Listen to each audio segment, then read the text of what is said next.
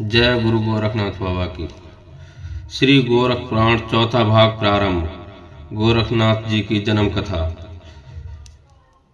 योगी मच्छिंद्रनाथ तीर्थ यात्रा करते हुए बंगला प्रांत की धारा नगरी में आ पहुँचे। वहाँ सूर्य दयाल नामक पंडित रहता था।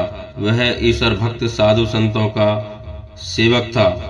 उसकी पत्नी का नाम सरस्वती था। वह अपने नाम के अनुसार सुंदर सुशील पतिव्रता नारी थी, परंतु संतानहीन थी। वह दोनों प्राणी अपनी सामर्थ्य अनुसार नित्य प्रति साधु संतों की सेवा तन मन धन से कर हरि भजन में मग्न रहते थे। अब जब भगवत कृपा का दिन आया तो एक दिन योगी मच्छिंद्रनाथ भिक्षा पात्र उठाए चिमटा बजाते अलग अलग उच्चारण करते सरस्वती के दरवाजे तक आ पहुँचे।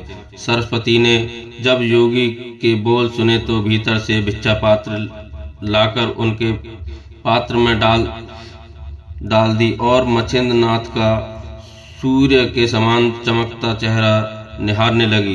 पतिव्रता की इच्छा समझते योगी को देर न लगी कि यह नारी बहुत दुखी है। वह पूछने लगे, माता जी, आप कौन से दुख से दुखी हो? क्या मुझे बताने की कृपा करोगी? यह सुनकर सरस्वती बोली, संत जी, वैसे तो सब प्रकार से प्रभु की कृपा है, दुख सिर्फ संतान का है। अगर आपके आशीर्वाद से मुझे एक बेटा हो जाए तो मैं पूर्ण सुखी हो जाऊंगी। योगी से इतना कह उसकी आंखों से आंसू टपकने लगे। मच्छिंद्रनाथ से जब नारी का निराश मुख देखा नहीं गया तब प्रसन्न मन से अपनी झोली में हाथ डालकर भस्मी निकाली और सरस्वती जी से बोले, इस भस्मी को ऋतु स्नान करने के बाद खीर में मिलाकर खा लेना। तुम्हारे यहाँ भगवान हरिनारायण का अंशी अवतार होगा जो सब रिद्धि सिद्धि का स्वामी होगा। 12 वर्ष बाद नगर भ्रमण करता हुआ मैं तुम्हारे घर आऊंगा और तभी तुम्हारे पुत्र को अपना शिष्य बनाऊंगा। सरस्वती ने भस्मी लाकर घर के आले में रख दी और मन में विचारा कि ऋतुवंती होने के पश्चात इसे खा लूंगी। जब वह घर के कामों से निपट कर फुर्सत के समय में पास पड़ोस में अपनी सखी सहेलियों के पास मनोरंजन करने गई तो योगी की भस्मी की चर्चा करना न भूली। तभी उसमें से एक चतुर सखी बोली, बहन, क्या पागल हो गई है? उस भस्मी को भूलकर भी मत खाना। यह संत महंत बड़े पाखंडी होते हैं। किसी बदमाश दुश्मन के कहने से जादू की भस्मी या जहरीला विष दे जाते हैं जिसके खाने से मृत्यु तक हो जाती है, या जादू करके जेवर कपड़े बर्तन भांडे जो इनके हाथ लगे लेकर रफू चक्कर हो जाते हैं। अगर इनकी भस्मी से बानों के संतान होने लगे तो पृथ्वी पर ढूंढने से भी एक बान स्त्री नहीं मिलेगी। न जाने कितनी नारियों की इज्जत इन बदमाशों ने लूट ली है। कलयुग में योगियों का ही बोलबाला है। जरा सोचो, सच्चे संत क्या घर घर में भिक्षा पात्र उठाए फिरते हैं? अरे भोली बहन, सच्चे संत तो वनों में रात दिन तपस्या करते रहते हैं। उन्हें दुनिया वालों से क्या लेना देना? उनके भोजन की फिक्र तो प्रभु खुद करते हैं। जितने मुंह उतनी बातें। सरस्वती को भस्मी खाने की राय एक ने भी नहीं दी।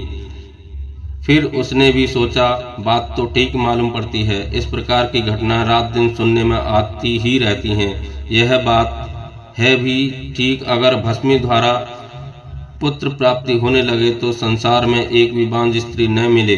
न बाबा न, मैं अभी जाकर उस भस्मी को कूड़े में फेंक दूंगी। उसने ऐसा विचार बना घर आकर पास ही गोबर के गड्ढे में उस भस्मी को फेंक दिया। उसके ऊपर नगरी के नर नारियों ने अपने घरों का कूड़ा करकट गोबर वगैरह डाल कर गड्ढे को भर दिया, परंतु योगी की भस्मी ने अपना प्रभाव कम न होने दिया।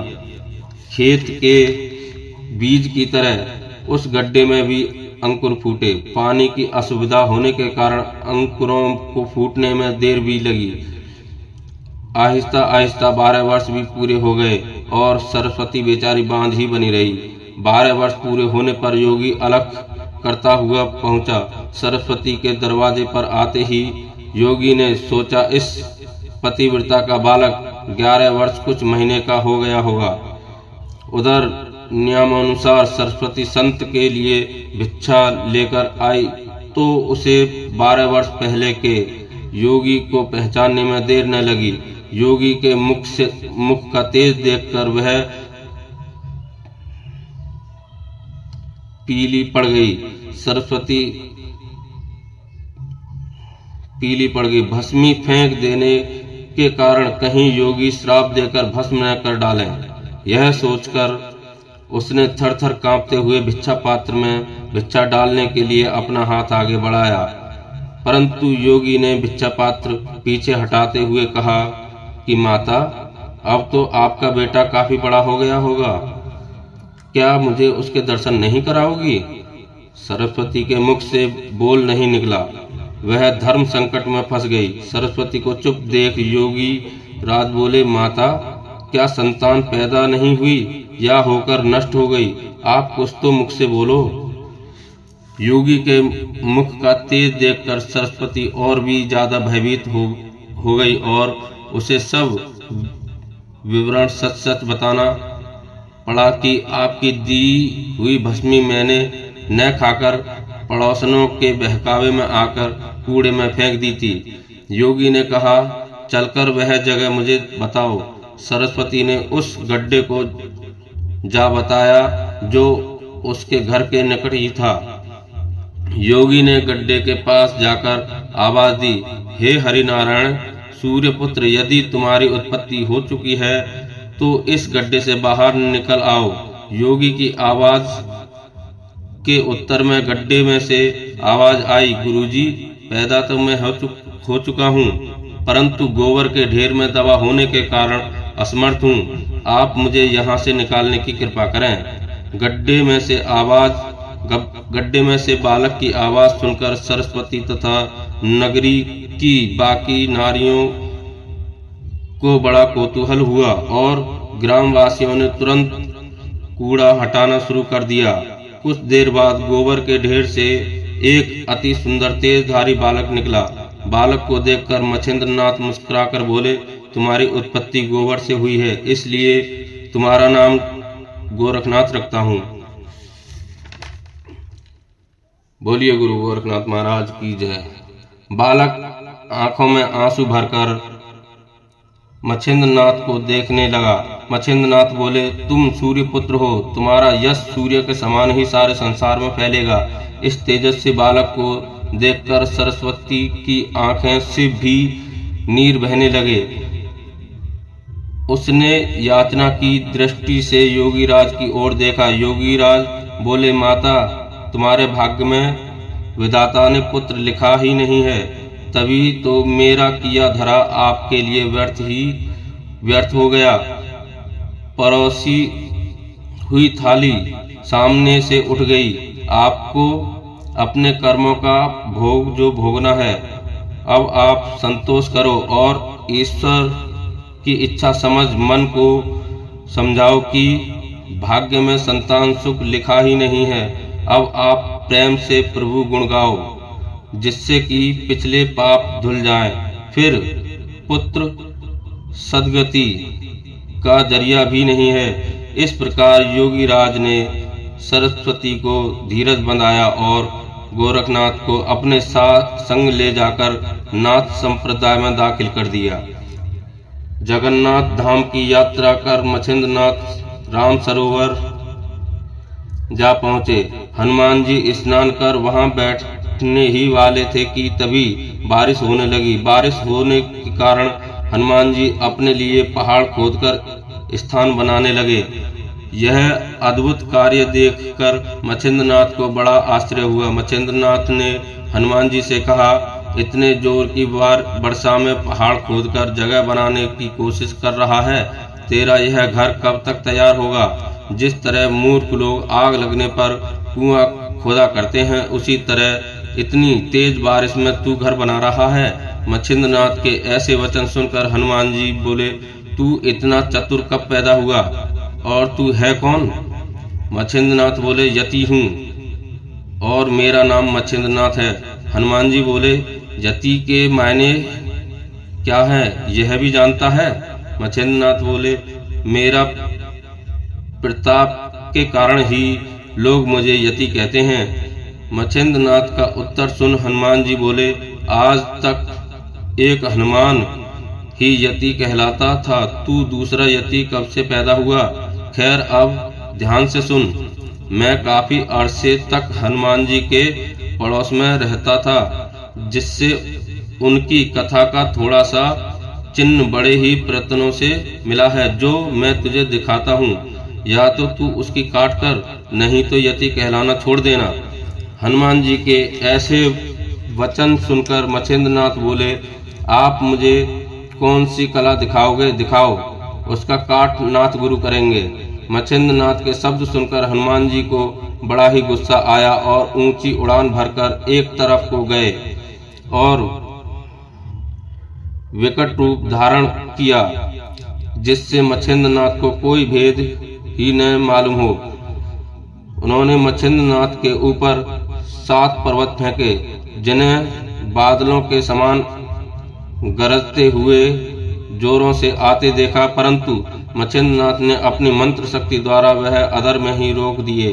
तब हनुमान जी का क्रोध भड़क उठा और उन्होंने एक बहुत ही बड़ा पर्वत उखाड़कर योगी के सिर पर फेंका। तब मच्छिंद्रनाथ ने सागर का जल लेकर और वायु आकर्षण मंत्र पढ़ हनुमान जी के ऊपर छिड़का, जिससे हनुमान जी वहीं के वहीं अटक गए और उनके उड़ने की शक्ति रुक गई। यह करिश्मा देख हनुमान जी के पिता वायुदेव ने मच्छिंद्रनाथ से प्रार्थना कर चुल्लू में जल ले मंत्र पढ़कर हनुमान जी पर छिड़का, तो पर्वत अपने स्थान पर आ जमे और हनुमान जी पहले जैसे ही हो गए। फिर मच्छिंद्रनाथ के निकट आ धन्य धन्य कह बोले, मच्छिंद्रनाथ, तुम्हारी विद्या शक्ति को शाबाश है। हनुमान जी के पिता वायुदेव ने कहा, हनुमान, मेरा तेरा जोर इनके सम्मुख न चलेगा। मच्छिंद्रनाथ की मंत्र शक्ति महान है, तुम्हारी शक्ति तो भगवान राम है। पर मच्छिंद्रनाथ ने तो सारे देवी देवताओं को अपने वश में कर लिया है। अंत है मच्छिंद्रनाथ के चरणों में वायु और हनुमान जी दोनों नतमस्तक हो अपने ऊपर कृपा का हाथ रखने की विनती की। तब दोनों ही अति प्रसन्न हो बोले, हम दोनों पिता पुत्र तुम्हारी सहायता को सदा तत्पर रहेंगे और मैं तुम्हें पूरे यति होने का वरदान देता हूँ। मच्छिंद्रनाथ बोले, मैं तो यति नाम से प्रसिद्ध होऊंगा ही, पर मेरे मन में एक शंका है। हनुमान जी मुस्कुराकर बोले, क्या? तब योगी राज ने कहा, आपने त्रिकालदर्शी होकर मेरे से वाद विवाद क्यों किया? आपसे मेरी पहले भेंट नागास वृक्ष के तले हुई थी। उस समय सावर विद्या की कविता लिखवाकर आपने ही मुझे वरदान दिया था। ये सब जानते हुए वृथा झमेला क्यों किया? इतना सुन हनुमान जी बोले कि जब आप समुद्र में स्नान कर रहे थे तभी मैंने आपको पहचान लिया था कि आप ही कवि नारायण के अवतार हो और आपने मछली के गर्भ से जन्म धारण किया है। मुझे यह सब विदित है, परंतु मेरे मन में यह विचार आया कि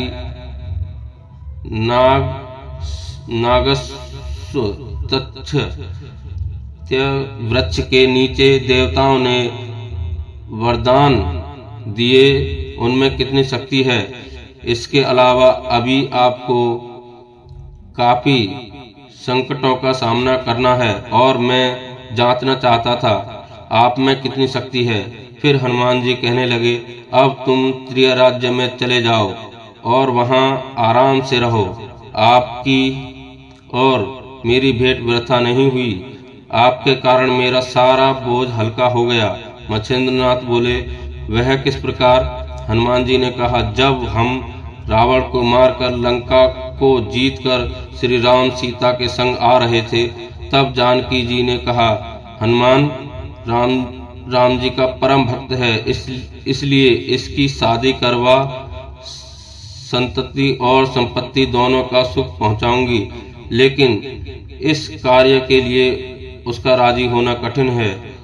जब जानकी जी के मन में ऐसी शंका हुई तो उन्होंने मुझे गृहस्थी बनाने के लिए अपने पास बुलाया और पहले वचनबद्ध करने के लिए बड़े प्रेम से बोली, बेटा हनुमान, तुम तीनों में धन्य हो। मैं तुमसे एक वचन मांगना चाहती हूँ, बोलो दोगे? जानकी जी के वचन सुन मुझे संतोष हुआ और मैंने कहा, ऐसा कौन सा काम है? लेकिन वचन लिए बिना वह बताने को तैयार नहीं हुई। फिर मैंने सोचा, माता की आज्ञा मानना मेरा परम कर्तव्य है, ये मेरा भला ही करेंगी। बुरा तो बेटे का माँ सपने में भी नहीं सोचती। ये समझ मैंने उनकी आज्ञा मानना स्वीकार कर लिया। तब उन्होंने मुझे शादी रचा गृहस्थी बनाने को बाध्य किया। स्त्री सुख भोगने से संकट में पड़ूंगा, ऐसा सोच मैं उदास हो गया। तब माता जानकी जी मेरी तरफ क्रोधित की दृष्टि से देखकर बोली, हनुमान, तुम जरा भी मत घबराओ, त्रिराज्य की सारी नारियां तुम्हारी होंगी। मुझे और तुम्हें चारों युग के बाद बारंबार जन्म लेना पड़ता है। मेरे और राम जी के 99वें जन्म हो चुके हैं और तुम भी 99वें हनुमान हो। रावण भी 99वां था। उसके मर जाने के बाद अब तुम्हें त्रिराज्य में जाना होगा। अब वह समय आ पहुंचा है। समय के अनुसार चलना हर इंसान का परम धर्म है। जब भगवान राम ने मेरी ओर देखा, तब मैंने हाथ जोड़कर कहा, प्रभु, ब्रह्मचार्य व्रत का पालन मेरा दृढ़ निश्चय है। तब त्रिराज्य में जाने से उनको क्या लाभ होगा? इतना सुन भगवान राम बोले, तुम उधर्वरेश हो, इसलिए भूखार करने से वहां की सारी नारियां गर्भवती हो जाएंगी। इसलिए तुम अपने मन से चिंता विसार दो और त्रिराज्य जाया करो। इस तरह तुम्हारा ब्रह्मचार्य व्रत भी बना रहेगा। अतः भगवान राम के कहने से मैं त्रिराज्य गया। वहां की महारानी का नाम मैनाकिनी है। यहाँ पृथ्वी भर के पशु पक्षी नर नारी एक साथ रहते थे। ये सब सुनकर रानी का शरीर गुस्से में चूर हो गया। मेरे साथ संभोग करने के लिए उसने अनुष्ठान करना शुरू कर दिया और अपने शरीर का मांस काट काट कर अग्निकुंड में मंत्रों द्वारा आहुतियां डालना शुरू कर दी। उसका यह अनुष्ठान 12 वर्ष तक चलता रहा। जब उसका मांस समाप्त होने पर आ गया और दृढ़ निश्चय में फर्क न पड़ा, तब मुझे उस पर प्रसन्न हो दर्शन देने पड़े। वह मेरे पैरों पर गिर पड़ी और अपनी मनोकामना पूर्ति की प्रार्थना करने लगी। तब मैंने पूछा, रानी, तुम्हारी जो भी मनोकामना हो मुझसे कहो। मैनाकिनी बोली, हनुमान जी, आपके भूबुकार से यहाँ की सभी नारियां गर्भवती हो जाती हैं और आप सबके प्राणनाथ कहलाते हो। परंतु मेरी इच्छा प्रत्यक्ष मैथुन करने की है, तो आप मेरी इच्छा की पूर्ति करो। मैथुन की पद्धति का प्रचलन त्रिभुवन में प्रचलित है और हमें वह सपने में भी नसीब नहीं। इसलिए आप मुझे प्रणाम किया करें। इस प्रकार का प्रस्ताव उसने मेरे सामने रखा।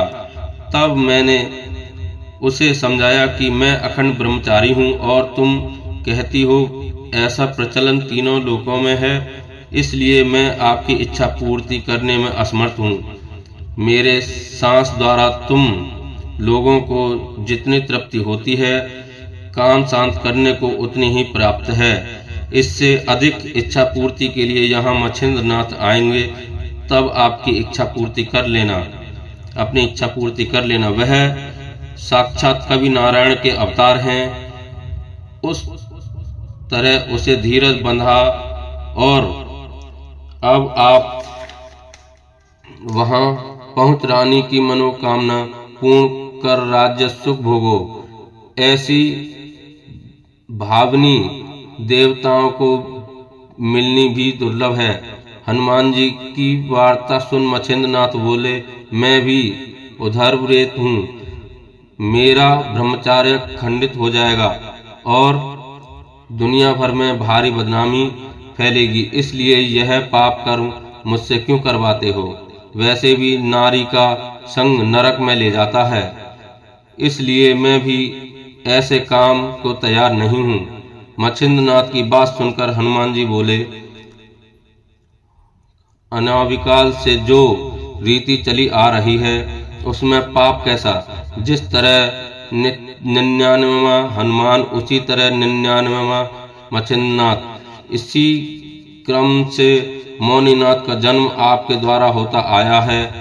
आप घबराएं नहीं, आपकी कीर्ति सूर्य के समान ही चमकेगी। हनुमान जी ने उन्हें इस प्रकार समझाकर उन्हें त्रिय राज्य में भेजने को राजी कर लिया और मच्छिंद्रनाथ भी हनुमान जी की आज्ञा का उल्लंघन न कर सके और दोनों संत एक दूसरे को नमस्कार कर अपने अपने रास्ते पर चल पड़े। बोलिए गुरु गोरखनाथ महाराज की जय। और भक्तजनों, जो भी गलती होती हो तो गलती को क्षमा करना। हे गुरुदेव, जो जाने अनजाने गलती को क्षमा करना। जय गुरु गोरखनाथ बाबा की।